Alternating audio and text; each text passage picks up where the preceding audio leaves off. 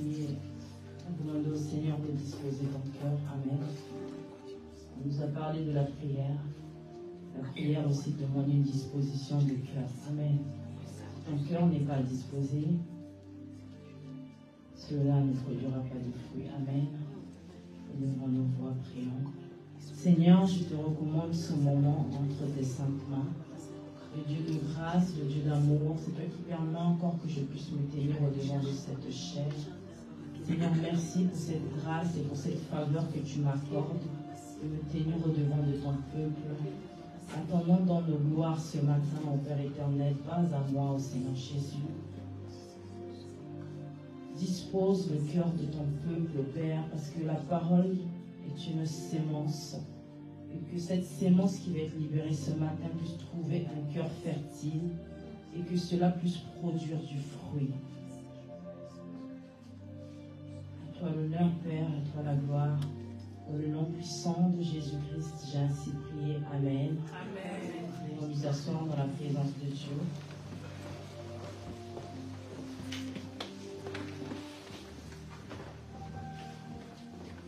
Alléluia. J'espère avoir le temps de finir ce que j'ai prévu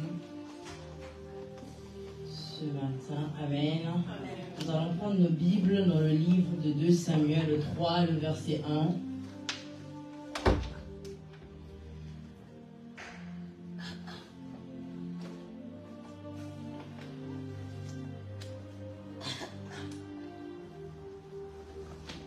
La Bible déclare dans le livre de 2 Samuel 3, le verset 1, « La guerre dura longtemps entre la maison de Saül et la maison de David. David devenait de plus en plus fort et la maison de Saül allait en s'affaiblissant. » Amen. Nous allons lire le même livre de 2 Samuel 3, mais le verset 39.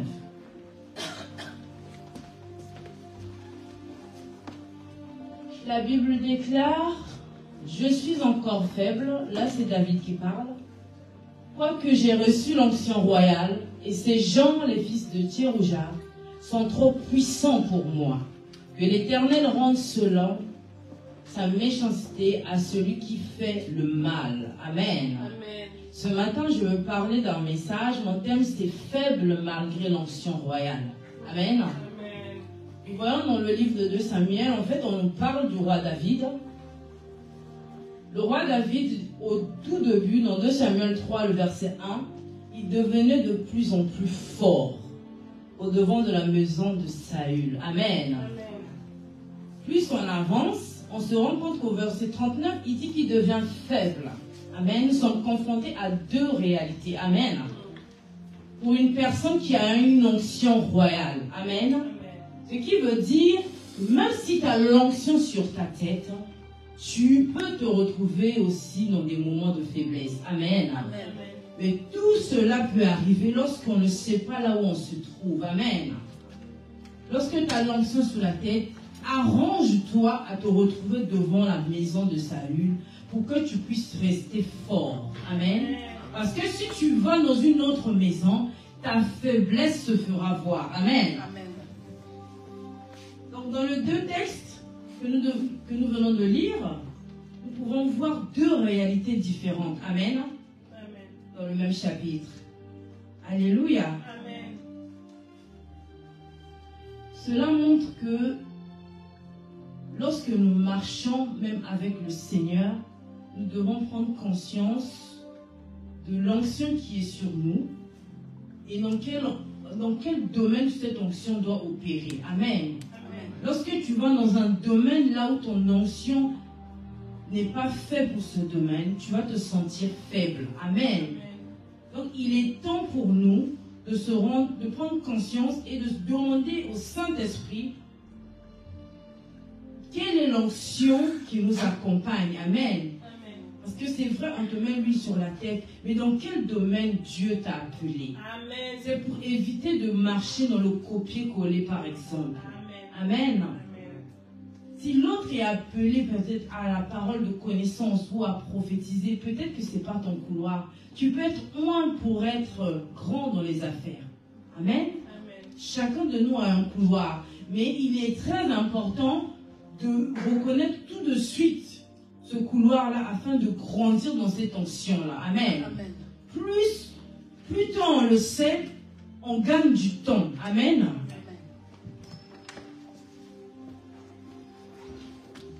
Alléluia. Amen. Lorsque l'onction vient dans la vie d'un homme, elle ne vient pas pour le rendre un homme fort dans tous les domaines. Amen. Mais elle vient pour se focaliser dans un domaine précis. Alléluia. Le roi David était fort devant la maison de Saül. Mais c'est le même David qui était faible devant les fils de Thérouja. Amen. Alléluia. Amen. Ce matin, le Saint-Esprit veut nous interpeller, que chacun de nous puisse reconnaître dans quel domaine que son onction doit opérer. Amen. Même dans la chorale, tu peux chanter par onction et chanter par courage. Amen. Lorsque tu es appelé à chanter pour Dieu, toi-même lorsque tu chantes, tu sais que tu communiques quelque chose à la personne qui est en face de toi. Amen. Que ce soit dans la parole, que ce soit dans les affaires. Lorsque tu es appelé vraiment dans ce domaine-là, tu vas exceller sans même forcer. Alléluia. Amen. Il est très important de rester dans le domaine de ton onction. Amen. Elle fera de toi un homme fort. Amen. Je prie le Seigneur ce matin qu'il ouvre les yeux de ton cœur afin que tu puisses discerner dans quel domaine Dieu t'a appelé. Amen. Afin que ton onction soit effective. Amen. Alléluia. Refuse d'être dans le copier-coller. On peut s'inspirer des grands, c'est pas mauvais. Amen. On peut regarder les grands prédicateurs, c'est pas mauvais. On peut regarder une personne qui a réussi dans les affaires, c'est pas mauvais. Mais demande à Dieu dans quel domaine tu m'as appelé. Amen. Alléluia.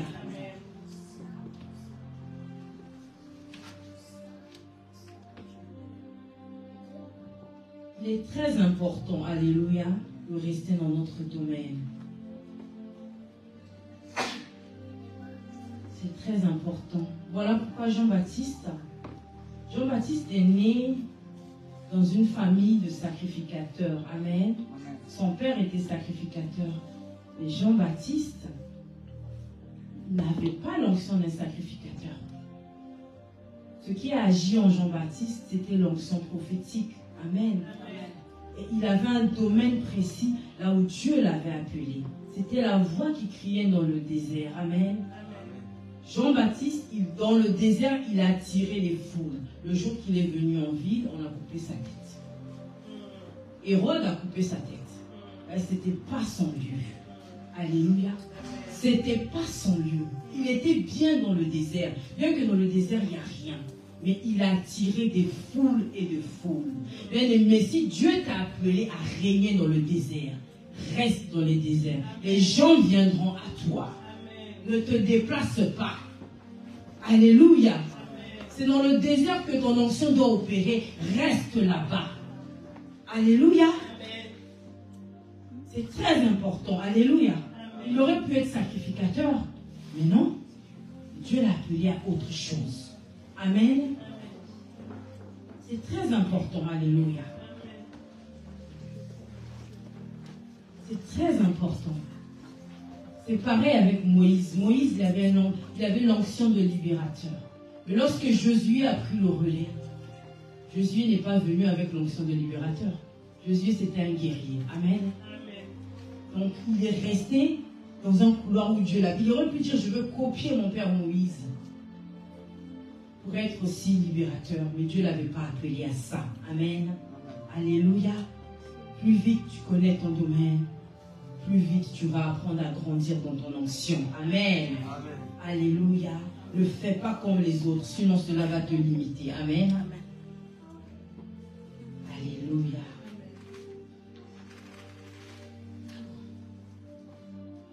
Nous pouvons le voir dans Luc 4, le verset 14.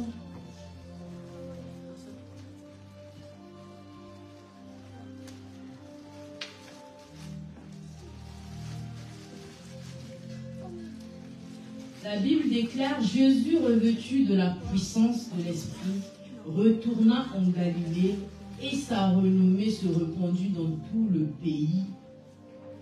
pays d'alentour. Amen. Lorsque Jésus-Christ a été revêtu de puissance, il est retourné en Galilée. Amen. Parce que c'était en Galilée là où son onction devait travailler. Amen.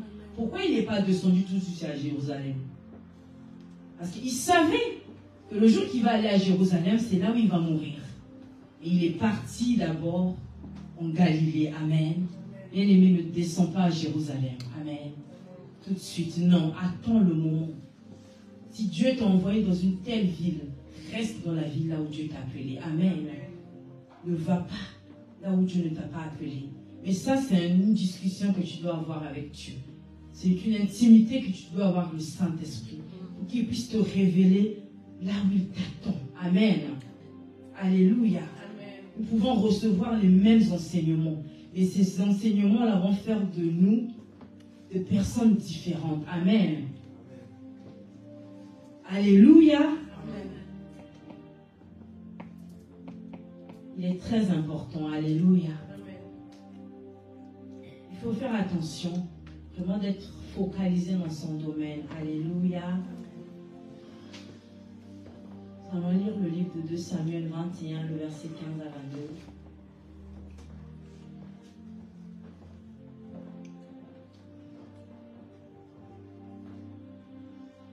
Les Philistins firent encore la guerre à Israël. David descendit avec ses serviteurs et ils combattirent les Philistins. David était fatigué. Et Jishbi Benob, l'un des enfants de Rapha, eut la pensée de tuer David. Il avait une lance du poids de 300 cycles d'airain et il était ceint d'une épée neuve. Abishai, fils de Tsérouja, vint au secours de David, frappa le Philistin et le tua. Alors les gens de David jurèrent en lui disant, « Tu ne sortiras plus avec nous pour combattre, et tu n'éteindras pas la lampe d'Israël. » Il y eut encore après cela une bataille à Gog avec les Philistins. Alors Sibécaï, le Hushatite, tua Saph, qui était un des enfants de Rapha. Il y eut encore une bataille à Gog, comme les Philistins, et Elchanan, fils de Jaré Oréguin, de Bethléem, tua Goliath de Gath, qui avait une lance dans le bois, était comme une ensoupe de tisserand. Il y eut encore une bataille à Gath. Il s'y trouva un homme de haute taille qui avait 6 doigts à chaque main et à chaque pied, 24 en tout, et qui était aussi issu de Rapha. Il jeta un défi à Israël, et Jonathan, fils de Chiméa, frère de David, le tua. Ces 4 hommes étaient des enfants de Rapha à Gath. Ils périrent par la main de David et par la main de ses serviteurs. Amen. Amen. Dans ce chapitre, nous pouvons nous rendre compte que le roi David, il est reparti encore à la guerre. Parce qu'à cette époque-là, les rois allaient sur le terrain pour se battre. Amen. Ils étaient là, ils accompagnaient leurs serviteurs, ils allaient se battre. Mais sauf qu'on se rend compte que le roi David était devenu fatigué. Amen. On a failli même le tuer. Heureusement que le fils de Tsérouja était là. Sinon, David pouvait mourir. Amen. C'est la raison pour laquelle ces hommes ont dit non, tu ne vas plus sortir avec nous. Amen. Parce que David est arrivé à ce niveau-là. Il n'avait plus de force, il ne pouvait plus se battre. C'est vrai qu'il a été oint. Il a combattu Goliath. Goliath est tombé. Mais David n'avait pas reçu l'onction de guerrier. Il a reçu cette onction pour battre Goliath, c'est pour lui conduire au palais royal. Une fois arrivé au palais royal, ce n'était plus à lui d'aller se battre encore à l'extérieur. Il devait rester là où Dieu l'avait embelli. Amen. C'est pour cela que ces hommes ont décidé, tu ne viens plus avec nous. Parce que s'il continuait comme ça, il allait mourir. Parce que là, son onction, il n'avait plus l'onction de guerrier en lui. Il n'en avait plus. Lui, il a reçu l'onction royale. L'onction royale coule dans le palais. Amen.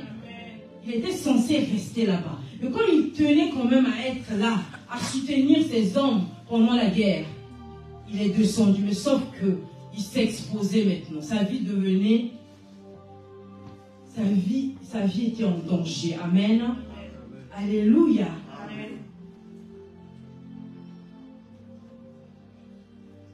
Amen. Même si l'onction lui a permis de vaincre Goliath, comme je l'ai dit tout à l'heure, alors qu'il avait reçu juste l'onction de la bataille. Amen. La bataille avec Goliath. Alléluia. Amen. Alléluia. Oh Seigneur. Juste pour dire que même si tu as réussi à vaincre un Goliath au début de ta vie, ne pense pas que tu pourras vaincre les autres Goliaths qui viendront. Amen. Parce que là, on parle de Goliath de Gad, alors qu'il y a un Goliath que David avait déjà tué. Donc, dans cette lignée-là, il y a plusieurs Goliaths. Donc, il y a des combats qui viendront que tu pourras gagner.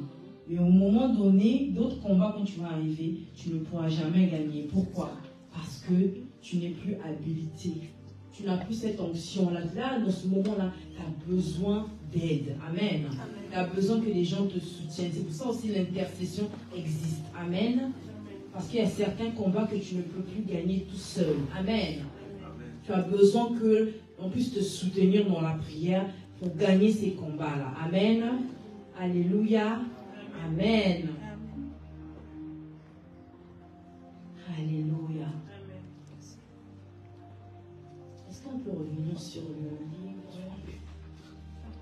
au tout début, s'il te plaît? De Samuel 3, le verset 39.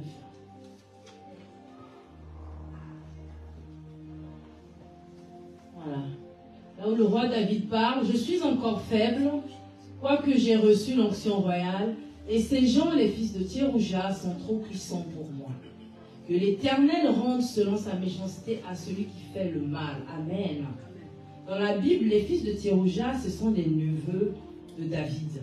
Amen. Ce sont les fils de sa sœur. Alléluia. Sa sœur, elle avait eu 3 fils. Amen. Il y a Joab, Abishai, Asaël. Amen. Alléluia. Thérouja, c'est la sœur de David. Alléluia. Mais les 3 fils de la sœur de David faisaient partie des vaillants hommes de David. Amen. Ce sont eux qui allaient se battre. Ils avaient vraiment le sang guerrier dans le sang. Le sang des guerriers. Amen. Donc, ils avaient la victoire en eux. Amen. Mais c'était des gens, ils ne pardonnaient jamais. Amen. Ils combattaient, mais à une dimension pas possible. Ce qui fatiguait David, parce que comme ils étaient de la même famille, tout ce que David disait, ils n'écoutaient pas. C'est normal, ils ont vu tonton David grandir avec eux. Tonton David est devenu roi. Il ne respecte pas ce qu'il dit. Il leur dit, arrêtez. Et il veut toujours régler des comptes. Amen. Lorsqu'il dit qu'il est devenu faible, parce qu'ils ont tué celui qui avait tué leur frère Asaël. Donc c'était un homme qui devait venir s'allier à David pour continuer la guerre. Mais ils l'ont tué. Et ça fatiguait le roi David à une dimension pas possible. Amen. Alléluia. C'est pour cela que David se plaint des fils de Thérouja. Parce qu'ils sont plus forts que lui. Parce qu'il n'en peut plus. Alléluia. Tellement ils étaient sanguinaires. Eux, ils réglaient leur compte. Tu le tues, eux, s'ils tuent. Alléluia. Alléluia. Amen. Je vais parler des fils de Thérouja. Les fils de Thérouja représentent 3 choses. Amen. La première chose, on va lire le livre de Romains 7, le verset 15 à 23.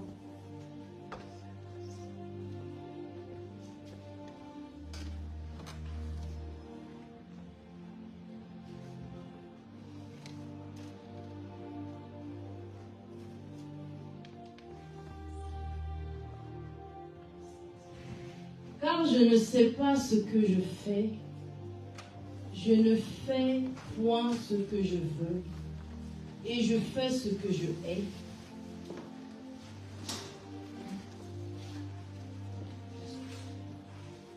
Or, si je fais ce que je ne veux pas, je reconnais par là que la loi est bonne. Et maintenant, ce n'est plus moi qui le fais, mais c'est le péché qui habite en moi. Ce qui est bon, je le sais, n'habite pas en moi, c'est-à-dire dans ma chair. J'ai la volonté, mais non le pouvoir de faire le bien. Car je ne fais pas le bien que je veux, et je fais le mal que je ne veux pas. Et si je fais ce que je ne veux pas, ce n'est plus moi qui le fais, c'est le péché qui habite en moi. Amen. Les fils de Thérouja représentent premièrement les côtés du oin qui ne sont pas encore brisés. Amen. Alléluia. Amen. David voulait faire du bien, mais les fils de Thérouja étaient sanguinaires. Ils étaient conduits par leurs émotions. Amen. Ils n'avaient pas la sagesse. Amen. En tant que oin, nous devons avoir la sagesse. Et la sagesse s'acquiert par le Saint-Esprit. Amen. Par nous-mêmes, ce n'est pas possible. Alléluia. Deuxièmement, les fils de Thérouja représentent les personnes autour de nous. Amen. Les personnes qui sont autour d'un oin, par exemple, qui font des erreurs, qui laissent des traces dans la vie. Amen. Alléluia. Les fils de Thérouja ont tellement fait des dégâts. Et David se retrouvait impuissant devant ces enfants-là. Amen. Ils étaient de sa famille. Qu'est-ce qu'ils pouvaient faire? S'il se levait, s'il commençait à les pendre, on allait dire quoi? Qu'il a tué ses propres neveux. Mais il était tellement fatigué. Alléluia. Voilà pourquoi lorsque Dieu nous appelle, amen, dans un domaine, dans un ministère, dans un business, il faut nous rassurer de la qualité des personnes qui nous entourent. Amen. Il y en a beaucoup de gens même qui ont créé des entreprises. Mais par leur gentillesse, ils ont voulu prendre même les membres de la famille, les embaucher pour permettre qu'ils aient quelque chose. Mais ce sont les mêmes personnes qui sont venues détruire l'entreprise. Juste parce que c'est un parent. Non. Au lieu de voir la grâce qu'ils ont d'avoir du travail et de se donner vraiment pour que cette entreprise puisse aller loin. Parce que si ça va loin, c'est toujours un bénéfice pour tout le monde. Amen. Amen. Nous voyons ici parfois il y a des boulangeries, ça date des années, mais ce sont des petits enfants qui sont en train de reprendre et la structure continue à vivre. Amen. Alléluia. Amen. Il est très important. Amen. Sinon, la qualité des personnes qui sont avec toi détruiront l'œuvre que tu dois faire avec le Seigneur. Amen. Choisis bien les gens qui t'entourent. Amen. Tu dois apprendre à dire au revoir à certaines personnes dans ta vie. Amen. Tu dois apprendre à laisser partir les fils de Thérouja à un moment donné. Amen. Alléluia. Apprends à les laisser partir. Amen. Alléluia. Parce que lorsqu'ils vont te faire du mal, le moment que tu te sépares d'eux, le mal est fait. Amen. Mais est-ce qu'il y a certains dégâts que tu ne sauras même pas rattraper? Alléluia. Imaginez pour une entreprise qui met la clé sous la porte. Pour remonter encore, là, c'est compliqué. Amen. Alléluia. C'est la raison pour laquelle, lorsque David était sur le point de mourir, il a fait la liste des noms à Salomon. Il y a certaines personnes que David a dit à Salomon, ceux-là, il ne faut pas les laisser vivre. Amen. On peut le lire dans le livre de 1 Roi 2, le verset 5 à 6.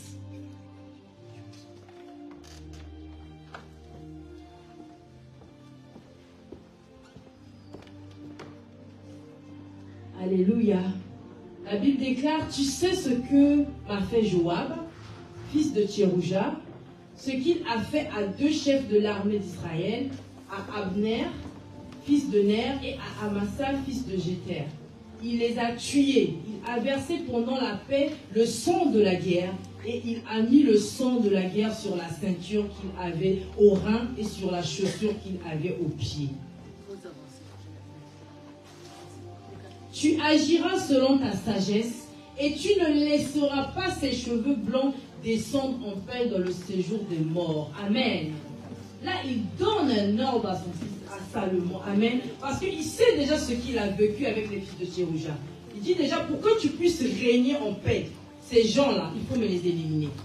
Sinon, ils vont continuer à faire leurs histoires. Là. Et tu ne pourras pas faire les choses comme il faut. Parce qu'il avait conscience de ces choses-là. Amen. Alléluia. Amen. Alléluia. Amen. Il est très important, alléluia. Il avait raison de faire cette liste-là. Parce que s'il n'avait pas fait cette liste-là, Salomon allait avancer comme ça, reprendre peut-être les mêmes personnes, comme il sait qu'ils sont forts, ce sont des vaillants guerriers, et il dit, mais je vais les garder parce que ce sont des bons éléments. Or, ce sont les mêmes éléments qui allaient créer les problèmes. Amen. Il a demandé de les éliminer. Amen. Alléluia. Troisièmement, les fils de Tsérouja montrent les problèmes de la famille aussi d'un coin. Amen. Ce que j'ai dit tout à l'heure, les fils de Tsérouja étaient tous de la même famille que David. Ce sont ses neveux, les enfants de sa sœur. Alléluia. Lorsque David disait quelque chose, ils n'écoutaient pas. Alléluia. Ils se disaient, nous sommes de la même famille, même si on le fait, David va rien nous faire. Amen. C'est comme cela que les familles ne savent pas respecter l'onction qui est sur la vie des Ouins. Amen. La famille du Ouin est très souvent là pour combattre le Ouin. Amen. Parce qu'ils ne savent pas. Alléluia.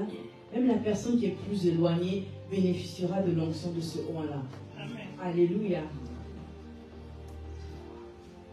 Lorsque tu es Ouin, tu dois savoir que tes plus grands alliés peuvent être ta famille et ils peuvent être aussi tes plus grands ennemis. Alléluia. De ton onction. Nous pouvons le voir dans Marc 6, le verset 4.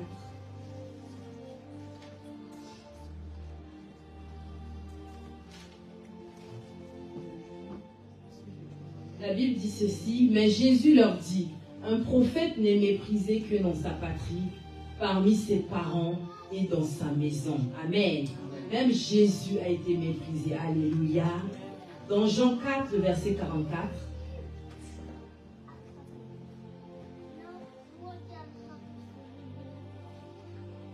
Car il m'avait déclaré lui-même qu'un prophète n'est pas honoré dans sa propre patrie. Amen.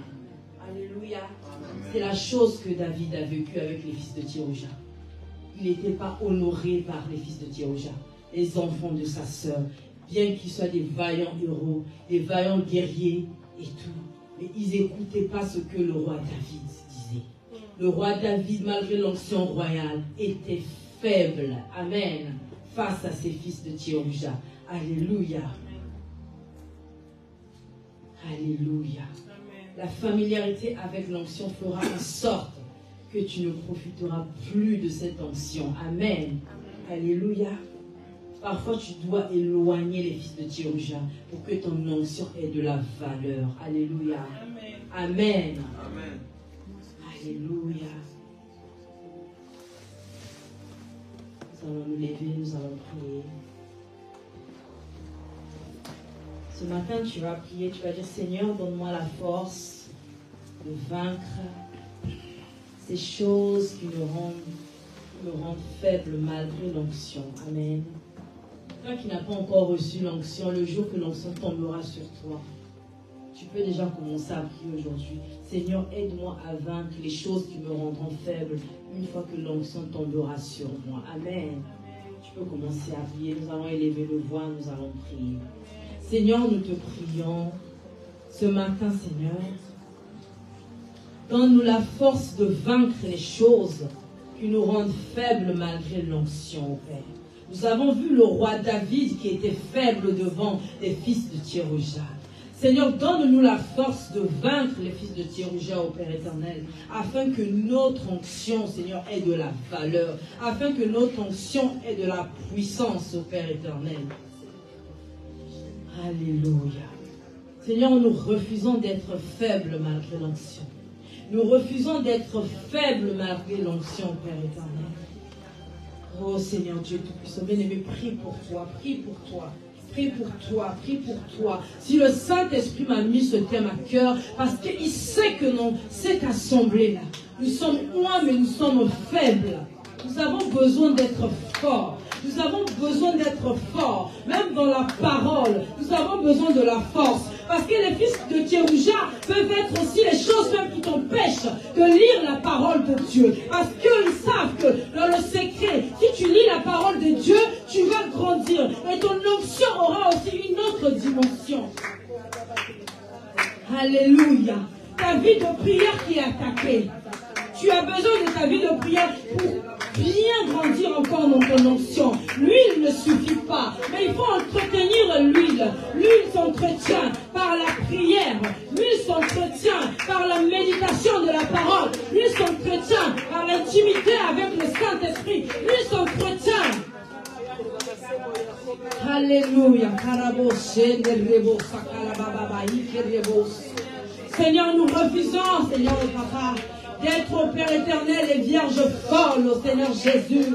Oh Père éternel, nous te prions ce matin au Papa, donne-nous la force au Père de discerner, donne-nous la force au Père de choisir les personnes qui vont nous accompagner, là où tu nous attends, que ça soit dans les affaires, que ça soit dans la politique, que ça soit au travail, que ça soit dans nos ministères. Nous avons besoin d'être entourés par de bonnes personnes. Éloigne de nous, tout fils de Tchérouja, éloigne de nous au Père éternel, tout fils de Tchérouja, Père éternel, Papa, écarte-le de notre chemin. Oh Dieu tout-puissant, nous te prions ce matin, Saint-Esprit de Dieu, nous avons besoin que tu puisses nous remplir de discernement, de sagesse, d'intelligence, Père. Oh, nous sensibles à ta voix.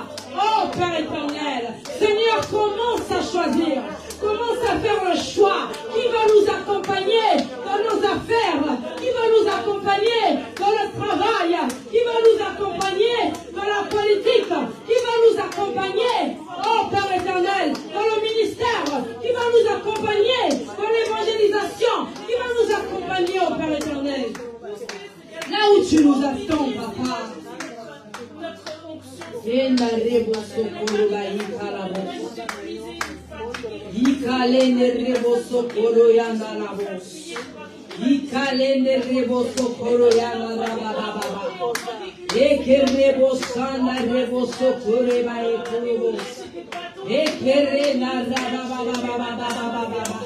Nous allons continuer à prier. Tu vas dire, Seigneur, fais-moi découvrir le domaine dans lequel mon onction doit travailler. Seigneur, fais-moi découvrir dans lequel domaine mon onction doit travailler. Je ne veux pas avancer à l'aveugle. Je veux que tu me traces un chemin précis. Donc moi, je sais que mon onction doit opérer dans le prophétique. Je pense. Mon onction doit opérer dans les affaires. Je pense. Mon onction doit opérer dans mon travail. Je pense. Mon onction doit opérer dans la politique. Je pense. Alléluia. Élève ta voix et prie. Seigneur, nous te prions. Oh, faites des coups.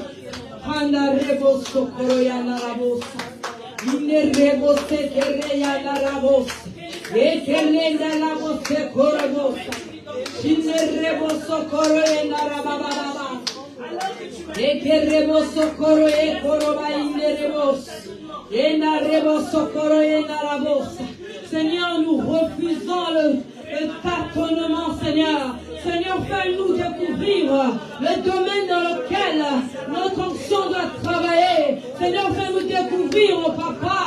Oh Seigneur Dieu Tout-Puissant, nous avons besoin de savoir. Nous avons besoin de savoir là où tu nous attends, oh Père.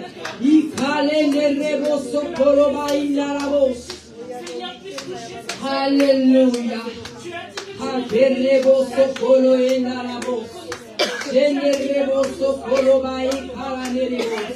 Nous allons continuer à prier. Tu vas demander au Seigneur, révèle-moi quelle est ma particularité dans le ministère, dans mon appel, dans les affaires, dans tous les domaines là où tu veux avancer. Demande à Dieu quelle est ma particularité. Quelle est ta particularité? Alléluia. Dans ce que tu veux faire, quelle est ta particularité? Alléluia. Élève ta voix. Commence à demander au Seigneur de te révéler quelle est ta particularité dans ce ministère. Quelle Quelle est ta particularité dans ce lieu de travail? Quelle est ta particularité dans ces affaires? Quelle est ta particularité dans la politique?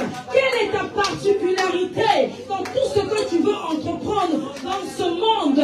Que Dieu puisse te révéler.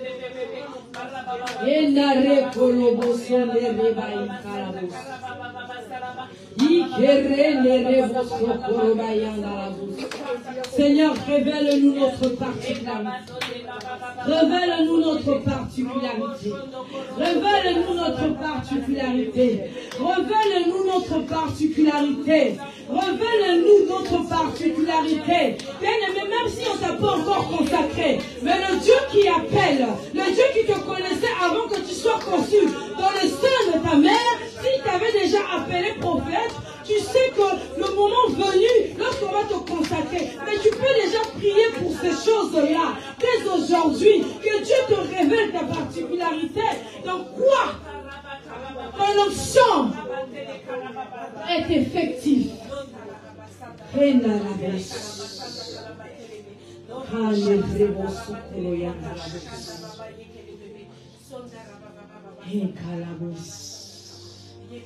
Vous voyez lever les mains, je veux prier.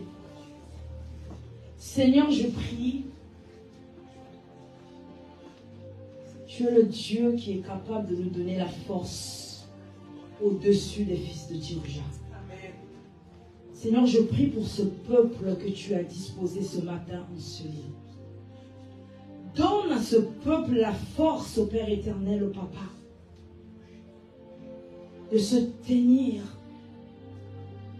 au devant des fils de Thérouja, d'être ferme. Donne-leur la force. Au moment venu, s'il faut se séparer des fils de Thérouja, qu'ils aient la force de se séparer d'eux. Donne-leur la force de discerner les fils de Thérouja autour d'eux. Le roi David le savait. Malgré son onction royale, il était faible à cause des fils de Thérouja.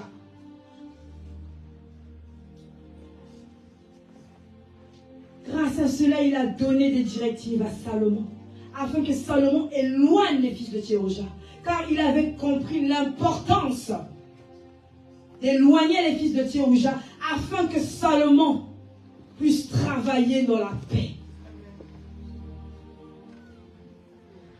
Seigneur, éloigne les fils de Thérouja de tes enfants. Seigneur, nous nous abandonnons à toi. Qu'il y ait l'onction qui coule dans cette maison. Qu'il y ait l'onction qui coule sur nos têtes. Que notre onction soit effective dans un domaine précis. Là où tu nous attends, là où tu nous as appelés. Mais révèle-nous cela dans le secret. En intimité avec toi.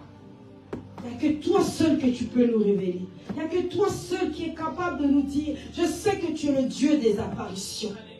Tu es le Dieu des apparitions. Tu es le même hier, aujourd'hui et éternellement. Tu es apparu au Père éternel. Nous le voyons dans la Bible. Tu es capable d'apparaître à chacun de nous parler, d'échanger avec nous, de nous révéler dans quel domaine notre onction est effective. Seigneur, nous te prions. Suscite dans cette assemblée des hommes et des femmes de prière.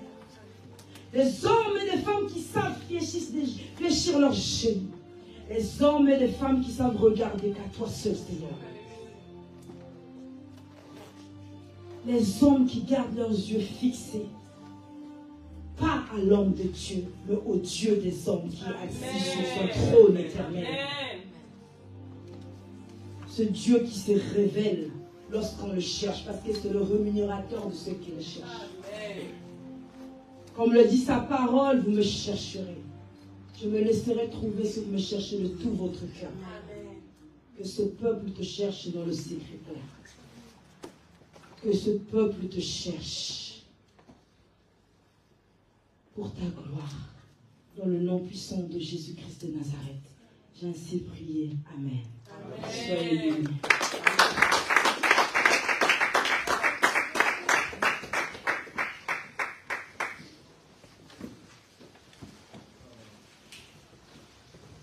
Alléluia. Chacun a eu sa part. Amen.